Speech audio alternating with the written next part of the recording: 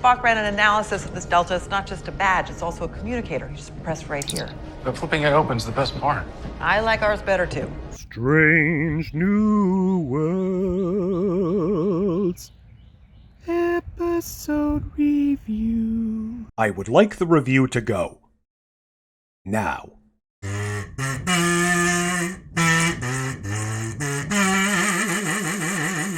Welcome, my friends. We're back once again this week discussing Star Trek Strange New Worlds Season 2, Episode 7, Those Old Scientists. And I'm just going to give my spoiler warning right now because I don't have any time to waste. This is that long-awaited crossover episode between Lower Decks and Strange New Worlds. This review, however, is both early and late, which makes a heck of a lot of sense with this being a time travel episode because if you were in the world this weekend, you know it was San Diego Comic-Con. Paramount was dropping all sorts of news on Saturday. I went out of my way to put out a couple of videos on that news and then went about my weekend. Left the house around 6:30. Lo and behold, I find out 7 o'clock that night they dropped the new episode.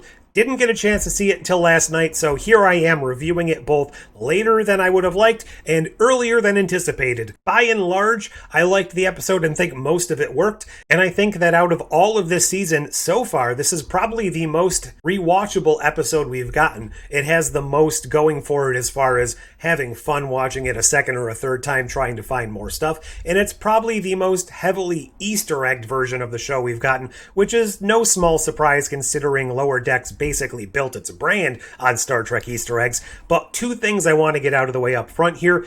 I do not plan to address my Lower Decks theory in this episode. I haven't really had a chance to go through all my thoughts on that, but just the Cliff Notes version. I've always viewed Lower Decks as a television show within the Star Trek universe. Maybe it's based on true events, maybe it's not, but it's a fictionalized retelling of characters like Boimler and Mariner. Now, how does that fit within this show? Haven't worked that out yet. I obviously think it still could, especially if you look at the time portal they use here. It went out of its way to have a design where it kind of looks like it's not a linear progression through time. It kind of has a circle and then a circle going off at an angle. I'm choosing to believe that's because it's shunting people to a tangential timeline. I know I'm way overthinking this. It's probably just an aesthetic choice, but why the heck not? There's all sorts of leaps of logic here, so why not just roll with it? Secondly, this episode, while I thought it was well done and I liked a heck of a lot of it, it genuinely felt more like a Lower Decks episode bringing in Strange New Worlds elements than it felt like a Strange New Worlds episode bringing in Lower Decks elements.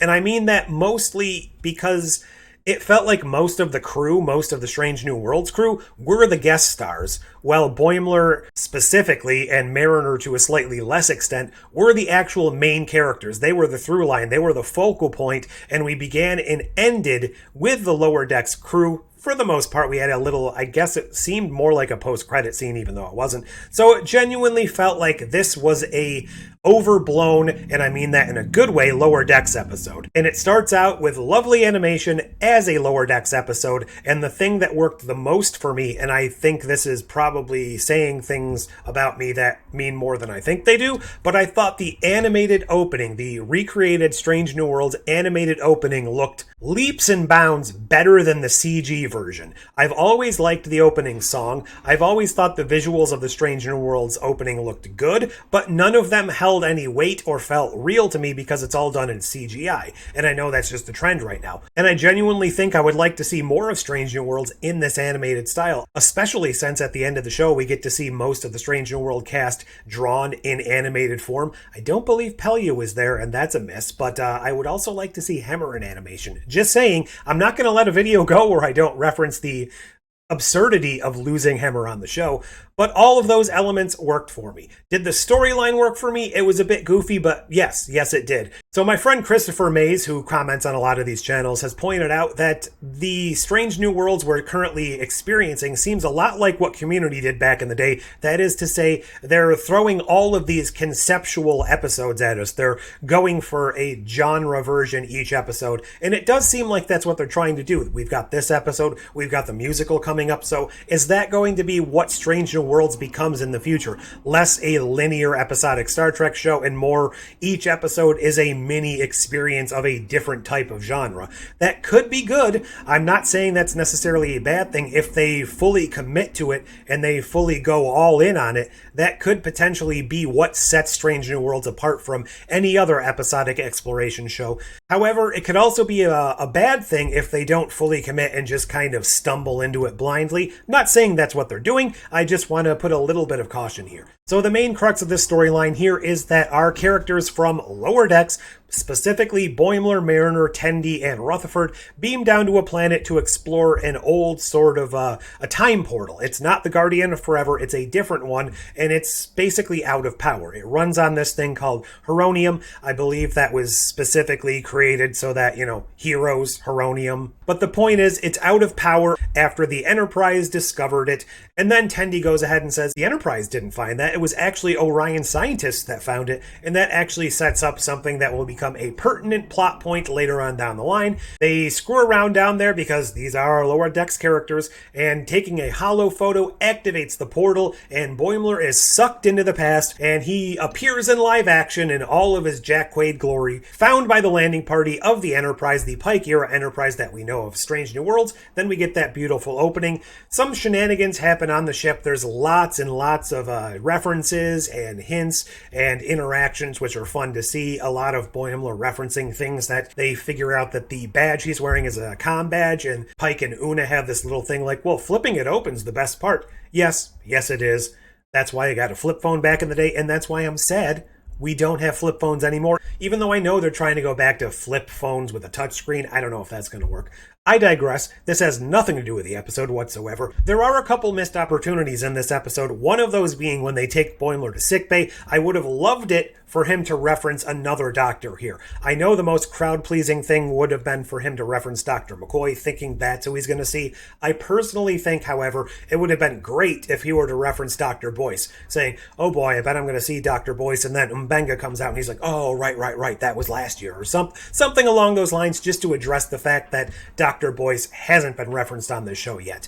And I also think there was a great missed opportunity with the overarching storyline when they get to that plot point later on about getting Boimler back to his time, getting Mariner back to the time, because she comes in later by utilizing Heronium, which is something that hasn't existed in the quadrant in 100 years apparently, but it used to be used in NX class ships, and there is this whole thing going on in Starfleet tradition where they use a piece of the last ship to bear the name of your ship when building the new ship, that meaning that the NX-01 being the last Enterprise has a piece of that ship integrated into this version of the Enterprise, and they need to go mine that for Heronium. This, to me, was one missed opportunity where I thought the entire time they were going to go use that specific plate that we saw back in season 1, the Scorch or whatever it was called, where all the crew members went out there to sign it. I really thought either that was going to be the plate from the NX-01 or it was going to be something right next to it.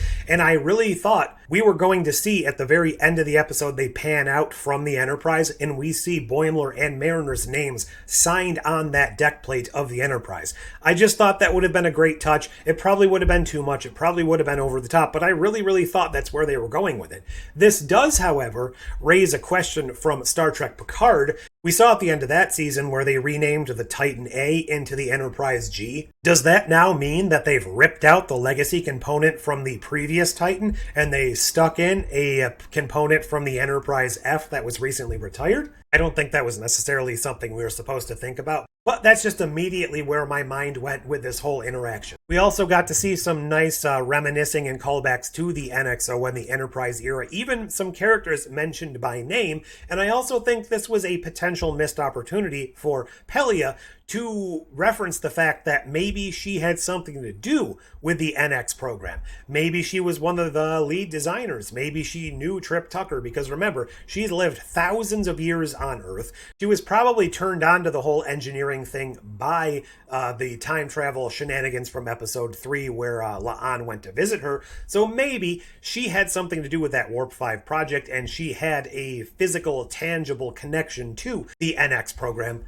Maybe that's just a little fan servicey of me, but since they were already doing these connections, why not connect Pelia, who has had very little to actually do in this season as it is? And they even make a point to reference the fact that, wow, everyone talks so slowly and deliberately in this time period. That's also a nice touch. Just these nice moments of touching on things that we as fans have caught on to and pointed out. And speaking on that very point, we get a whole dedicated subplot here about Boimler thinking he's changed time because Spock is laughing, Spock is joking, Spock is being full of emotions, unlike the Spock he knows from history, and he thinks he's altered time. He ends up having a chat with Nurse Chapel, and it turns out she is the one that's changed Spock because of their relationship. She now knows that Spock can't continue down this path, or eventually it ends, and she kind of has this little heartbreaking moment where she's like, well, I knew it wasn't going to last. Obviously, they don't break up in this episode, but I'm interested to see how or why that plays into the story going forth. And we also get a little talk here from Spock. He now knows that something happens in the future where he abandons this more emotional version of himself. But he also has this whole, I don't know if it's a catch-22 thing where he's like, well, even though I know what happens in the future, I can't now alter my actions because I become the person in the future I'm supposed to become. This is a nice temporal conundrum we were given in that episode from TNG with Berlingoff Rasmussen, the one where you're led to believe that he came from the future to study the past, but he actually came from the past to steal from the future.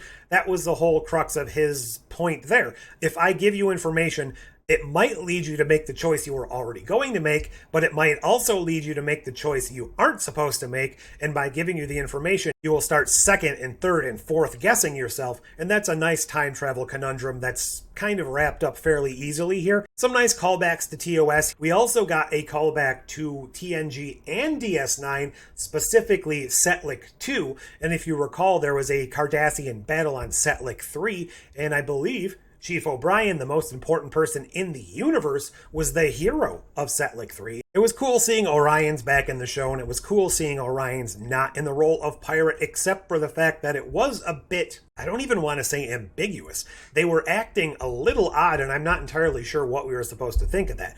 But part of the storyline is they couldn't use the time portal to get our characters back because the Orions showed up and transported it into their cargo bay and pieced out. Now, they said they weren't pirates, they said they were scientists, but why did they transport the portal up to their ship? That was never really addressed and touched upon. Sure, we were able to meet up with them, they returned it, they were able to, come to some sort of resolution fairly quickly, especially since Boimler had future knowledge of Tendi. Her grandmother was on the ship, and he was able to say, well, in the future, we don't just assume all Orions are pirates.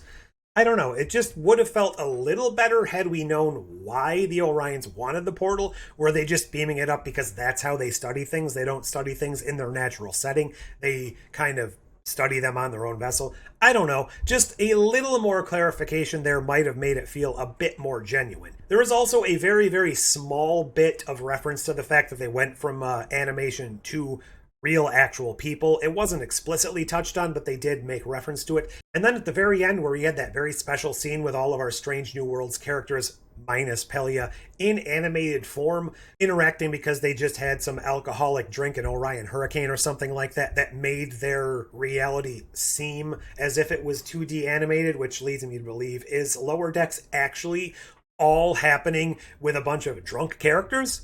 I guess that might be an implication here, but it was great to see them in their animated form, and I actually think, were we to see a Strange New Worlds animated show, it might actually feel better sometimes than the version we're getting now. Not saying that I don't care for the version we have now, but some of the moments we see in Strange New Worlds might feel a bit more genuine if they were being animated. And that could lead down the road to a full Strange New Worlds animated episode if they're truly trying to go down this path of throwing in a lot of different genres and a lot of conceptual episodes. Maybe next season we will get a fully animated Strange New Worlds episode. I also think there was a missed opportunity when they were dealing with the time portal of having the characters seeing each other through the portal in their different forms. There was a scene where you heard Tendi and Rutherford on the other end calling to Boimler and Mariner, and they're all like, whoa, whoa, whoa, whoa, whoa, don't come through. And you actually see Pike saying, nope, stop. I think it would have been cool if we got to see both sides of the portal. You got to see Pike and Spock and co. looking through the portal and seeing the 2D animated people, and then maybe watching the Lower Decks cast looking through the portal and seeing the live action people. And obviously that's where you probably would have gotten the remarks or something along the lines of, oh, there's clearly some phase differential or something. Whatever, I just think that's a small missed opportunity. There were several small missed opportunities, but overall I think the episode executed exactly what it was trying to do. It felt good. It was a fun watch. We even got references to the Strange New Worlds crew, thinking so fondly of the NX-01 crew that I liked that, and it even jumped into my mind that why not do a similar situation where the Strange New Worlds cast travels back to the NX-01 and Pike can be the freaking chef. If they hadn't ruined that joke back in the Enterprise finale, he could have been the chef on the Enterprise the entire time. Originally, I was saying this season was starting off a bit iffy. I was about 50-50 on it, but now that we've seen 7 episodes, I think that's ticked up a little bit, and now I'm around 70%. There's still 2 episodes I don't care for at all, but if they land this thing, if the next 3 episodes are great or even pretty good, then this season will probably have ended better than I was anticipating from that very rough start, because that first episode really was a clunker in my opinion. But what are all your thoughts? Are you liking Strange New Worlds? Did you care for this crossover? I think even people that aren't necessarily fans of Lower Decks have been liking it, and that's very intriguing to me. I thought this was going to be a very divisive and a very hated episode by certain people, but even the people that don't tend to care for Lower Decks have been enjoying it. I'm very curious how this musical episode's going to land. I still have mixed feelings on it. I obviously will reserve those till I watch it, but that's definitely going to divide some fandoms right there. Leave all your thoughts down below, like, share, subscribe, do all the YouTube things, but until next time... Computer end program?